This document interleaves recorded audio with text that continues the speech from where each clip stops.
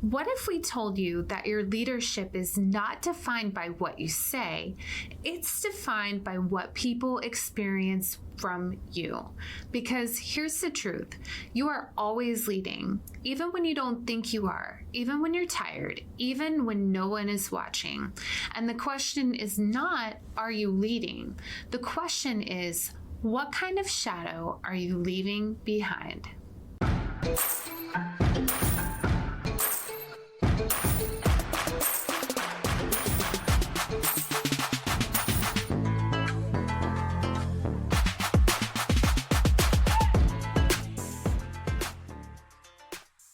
Hey, lady bosses, are you working even after putting the kids to bed but still not getting results? Are you tired of spending money on ads that aren't getting engagement? Do you feel burdened that you aren't fulfilling your purpose in life because you are so consumed with work? I'm your host, Brooke Boltz. I'm an attorney and founder of Boltz Legal. I started my business and in 1 year was bringing in 7 figures and am now bringing in multi-7 figures. And I'm your co-host, Rachel Boltz, owner of Boltz Media. I've helped many businesses build their online presence and increase their revenue through digital marketing. Want to hear how we did it? We are here to help you achieve your goals personally, professionally, and spiritually. So kick off your high heels, sit back, and let's ignite that passion. We're MS.BIZ, where we're putting the Miss in biz. Let's get biz done. Every time I go to a conference, I come back with new podcast ideas. So I just came back from the BNI convention, and the CEO, Mary Kennedy Thompson, broke down leadership in a way that I thought was really good. So I wanted to share with you some of the things she talked about. And she said that there's 4 levels of leadership. So the first level is just leading yourself, and this is where everything starts. And so if you can't manage your time, your own emotions, your commitments, then how are you going to lead anyone else effectively? So if you say you're going to go to the gym and then don't go, or if you say you'll finish something and then don't, you're breaking trust with yourself. And if you don't trust yourself, then how can you expect others to? Kobe Bryant once said, "I do not negotiate with myself." And this hit me because I've been there. I'm there all the time, where it's like you have good intentions, you plan to do something, and then you don't follow through, and you think you're not hurting anyone but yourself. But building trust within yourself is important, and it is a stepping stone to then being able to lead others. I feel like the gym is a really bad example because we all kind of struggle with that at some point in our lives. It kind of should be like in its own category, but I agree with everything else. Okay, so there's a pass for gym, because that's like my biggest one. Okay. Yeah. Whew, good. So number 2 is leading others. So this is where most people think leadership begins. But the truth is that people don't follow your words. They follow your consistency. Yeah. So if you are doing part 1, which is leading yourself in a way that other people witness as being consistent, then they will trust you to lead them because they see how you first conduct yourself. It's true. Like, first, number 1, you can't expect somebody to do something that you wouldn't do yourself. But then when they see that you're actively achieving, succeeding, and doing these certain things, they are going to model your behavior. Like, whatever you set as the example, as the standard, is what they're going to then emulate and think of as being acceptable. Right. So the third type of leadership is leading leaders. So this is the next level. And now you're not just leading people or leading anybody, you're leading people who lead people. And that means your influence multiplies. So that's step 3. Yeah. That's a pretty big step. When you're able to start inspiring and leading leaders, that's when you know that you've got those first couple ones nailed in. The next one is leading an organization. Once you're leading an organization, you're now shaping culture, standard, expectations at scale. So your habits become the company's habits. So another thing that Mary spoke about were 5 things that set the tone in leadership. So these are 5 questions that every leader should be asking themselves. Number 1 is, what do I say? What are the things that I'm saying out of my mouth? Your words matter, but not just in big speeches, in your everyday conversations. People are listening to the things you say. Are you speaking positively? Are you speaking negatively? Are you lifting others up or tearing them down? Being aware of your words is important and will affect the scope or extent of your leadership. Absolutely. How do I act? Behavior always outweighs intention. So you can say family comes first, but if your actions say work come first, people are going to believe your actions. Number 3 is, am I resilient? How do you respond when things go wrong? Because your team is watching. Do you panic or do you pivot? And how do you show courage? Do you have those hard conversations? Do you make difficult decisions? Do you stand firm when it matters? Or do you avoid discomfort? Right. I think people really, really watch that in a leadership style when there's a hard conversation that needs to be had. If you put it off or you avoid it, I definitely think that people lose some trust in your leadership ability. Yeah, and respect too. Like if you don't have those hard conversations when things need to be addressed or make the changes that need to be made, and it's directly impacting the well-being of your employees or the company culture, then yeah, people are going to lose respect for you quick if you aren't having those difficult conversations. And the 5th question that sets the tone is, do I act with care? And so this is basically, do people feel valued around you? Not managed, not supervised, not used, but valued. Do they feel like you care? That's the 5th question that sets the tone of your leadership. Yeah, we have actually done research for other podcast episodes in the past, and being valued is more important than receiving a paycheck. You know, obviously they still got to get paid and be paid, but people are going to leave if they don't feel like they're valued. They're going to leave more so over those reasons than any like discrepancies in pay. Right. Having a standout speaker resume is so important to booking speaking engagements. If you're looking to increase your speaking engagements, but don't know where to start with your speaker resume and you'd like to see a couple of examples, we would be happy to share ours with you. Go to MS.BIZ.com/contact and in the subject line type speaker resumes and we'll send you your copy today. So the concept that will stick with you, or here's the concept that will stick with you regarding your leadership shadow. Your leadership shadow is the lasting influence you leave, shaped by your behavior, priorities, and relationships. So it's not what you say, but it's what you do. So an example that Mary shared was a story about how when she was an employee, the CEO of this big company came in and they were chatting and her cabinet door wouldn't close. It just kind of kept opening. And so she kept with her foot trying to shut the cabinet door because she was a little embarrassed that it kept opening and the CEO's in her office. And eventually she got it, kind of slammed closed. And most leaders would just kind of ignore that and move on. But the next day she came into her office and found that he had put a shimmy underneath the cabinet so that it would stay closed. And he fixed it.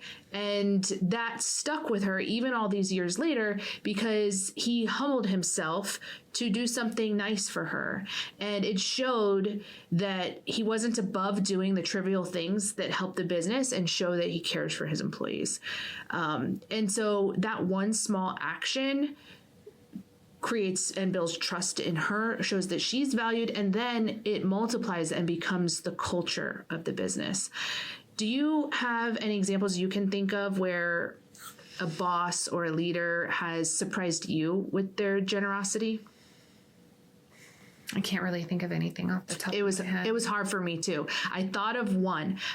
When I first became a lawyer, I worked for a really large law firm, and one of the managing partners, when I found out that I had passed the bar and was ready to be sworn in, he contacted a judge friend of his and brought his home video camera and came and videotaped me being sworn in as a lawyer. Aww. And that was really special because all you need is a notary. And so most people, and what I would have otherwise done is just found a notary and taken the oath and signed the paper, and that would have been it. But we went to the courthouse, and the judge with their full robe on, and I did the oath and was dressed professionally, and he took a video, and it was just it made it a really special occasion, and he didn't have to do that. And I was a new employee and just passed the bar exam. So it really stuck with me all these years that he put in that kind of effort to make me have a special experience. Mm-hmm. No, that's so sweet. So one thing to remember is trust is built or broken daily. So if you tell your spouse or your kids you'll be home at a certain time and you're not, you may think it's just one time. But what it actually does is it chips away at trust. Leadership isn't built in the big moments. It's built in small, consistent follow through. So one thing I've always been very careful about, and this stems from an experience in my past, was I try to not say I'm going to do something unless I know that I'm going to do it. Because I remember as a child being promised and told all of these things and nothing coming true. That always stuck with me. So I've tried really hard not to do that in my life, as a parent, but also in employment as well. Right. Even this is bringing to mind speaking with a friend the other day, and she hosts a lot of get-togethers at her home, and it seems like certain people cancel the day of pretty regularly. And the first time she's like, okay, it's a one-off. But then the second time or the third time that they cancel the day of, she starts to really lose trust and get annoyed and even affect their relationship, because some people don't understand the work that is put into hosting a get-together and the money that is spent or the food that is purchased and all these things. And so when someone expects a certain number of people to come, right, and they invest in that, and then the people don't come, it one time is fine, but more than once, it really does affect how they view you. And so just like you, if I'm not sure I'm going to be able to go, I just hold off on responding until I know for sure, because I do not want to be that person who cancels last minute. Well, they may just stop inviting you entirely if they feel like they can't depend on you. And that's just an example. I mean, you can say that about anything, really. If they invite you to go to a networking event, or they, invite you to take part of something special, and you just keep saying no, eventually they're going to stop asking. Do you love the MS.BIZ podcast? Because we love you. Here's 3 things you can do to show your support. 1, write us a review. Apple, Spotify, and Google My Business are the best platforms to write a review. 2, follow us on social media. Our handle is at MS.BIZ Podcast. 3, join our Facebook group, MS.BIZ Nation, for exclusive content and behind-the-scenes footage. Also, ask questions related to your business and discuss topics from our episodes. So your calendar reveals your values. This one is powerful. So you can look at your calendar and see what matters to you. Not what you say matters, but what actually matters. So ask yourself, do you have time booked for your family? Do you call your parents? Do you invest in relationships with siblings? Do you have time to think, or do you have think time? Do you have time built in for silence and solitude for the Lord? Because if it's not scheduled, it's not a priority. Yeah, this one stood out to me too. When she asked this, what's on your calendar? What's there is what your priorities are. So you can tell me all day long that your priorities are God, family, business, but if you look at your calendar and all that's there is business, then that's what your real priorities are. And she shared that, I think she said she has, and I'm talking about Mary, the CEO of BNI, she has, I think, 10 siblings. And she said she talks to each of them every week. Wow. And she has time blocked in her calendar. Every week at this time, she calls sibling 1, and then the next day she calls sibling 2. And so she talks to every sibling every week. That's a lot. I have another friend, Steve Flores, and he has siblings too, and they have a combined FaceTime call with all the siblings every evening. That's pretty cool. Every evening, the 4 or 5 of them, however many they are. Every evening? Every evening. Wow. Because I've been there, and they'll be like, say hi to Brooke, and they show the phone, around, and they're all there. I see all the little faces on the screen. Every night they have a sibling call. So that shows that you value your family. Mm-hmm. And so you have to look at where you're spending your time and what you're prioritizing for your time. That's truly what matters to you. And if you don't like what your calendar reflects about you, then you can change it. You can start blocking time for these things that matter to you that you're not making time for. Yeah. Then there's the power of think time. And we've spoken about this in several episodes where high-level leaders don't just do more, they think more. So most business owners, they're stuck reacting, responding, putting out fires with zero space to think. So making sure that you're blocking and prioritizing 30 minutes a week at a minimum where there's no phone, no interruptions, just thinking, that's going to allow you to be able to have that space to make the best decisions possible. Next, she talked about the grandparent principle. So this was really cool. She said they did a study of children who had strong self-confidence, and they looked to see what was the common trait or common factor to all of those children. And do you know what it is? Can you guess? With a grandparent? Yeah, I gave it away. My bad. They had a strong relationship with a grandparent. And that was so surprising to me. I thought maybe it would be a parent. Yeah. Or something else. But, they had a strong relationship with a grandparent.